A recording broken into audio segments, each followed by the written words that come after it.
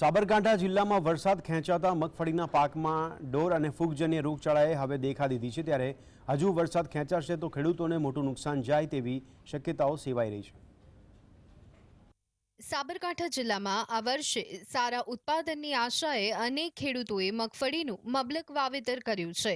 જો કે શરૂઆતથી જ મગફળીના પાકનું વાવેતર કરનારા ખેડૂતોની મુશ્કેલીઓ વધી છે। એક તો વરસાદ ઓછો છે તો બીજી તરફ ભૂંડ અને ઈયળના ત્રાસ પછી હવે પાકમાં ફૂગજન્ય રોગચાળો વકર્યો છે, જેના કારણે પાકનું સોંથ વળી ગયું છે। પાકના મૂળમાં સફેદ ફૂગ અને કાળી ફૂગ એમ બે પ્રકારની ફૂગ લાગતા જે ઉત્પાદન મળવું જોઈએ તે મળતું નથી અને છોડના મૂળ કોહવાઈ રહ્યા છે। જમીન ઉપર જ કરવાના તો એ જમીનમાંથી તો આ કાતરા ખાઈ ગયા, ડોર ખાઈ ગયા, ઉદેવ ખાઈ ગઈ, સુરેલો ખાઈ ગયું। હવે એક બાજુ વરસાદ નથી આવતો, કરવું શું ખેડૂતને? લાઇટ દિવસનું આપો તો સારું છે, વિનંતી છે સરકારશ્રીને। અત્યારે ન તો એવી 25-30 હજાર રૂપિયાનું નુકસાન જ છે સાહેબ। અત્યારે મગફળી વાયેલી છે તો વીઘાના 25 થી 30 હજાર ખર્ચો થાય છે।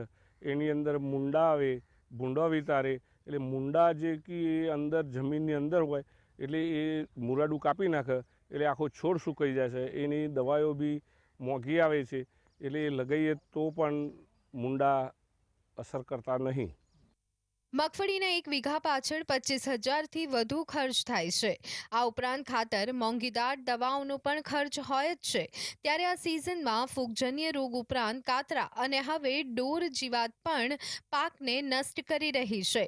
મોંઘીદાર દવાઓનો છંટકાવ કરવા છતાં ઢોરનો ઉપદ્રવ બંધ થતો નથી અને ખેતરમાં ઢોર ફરી વાળતા પાક સુકાવા માંડ્યો છે અને તેમાં પણ ઓછું હોય તેમ વરસાદ ન પડતા દવાઓ જમીન માં ઉતરતી નથી અને ઢોરનો નાશ થતો નથી। ખેડૂતોએ મગફળીનો પાક વાવ્યો છે અને પાકમાં ભૂંડ વિતારે છે, દવાઓના ખર્ચા ખૂબ થાય છે। વીઘે 25 થી 30 હજારનો ખર્ચો થાય છે અને કાતરા પડે, ફૂગ આવે, ઉધેવ આવે, ડોર આવી ગયા છે, મગફળી સુકાઈ જાય છે, દિવસનું લાઇટ નથી સાહેબ। તો આ પાકને કઈ રીતે બચાવવો? આ જો મગફળી બચાવવામાં ના આવે તો ખેડૂતો દેવાદાર થઈ જાય તેમ છે।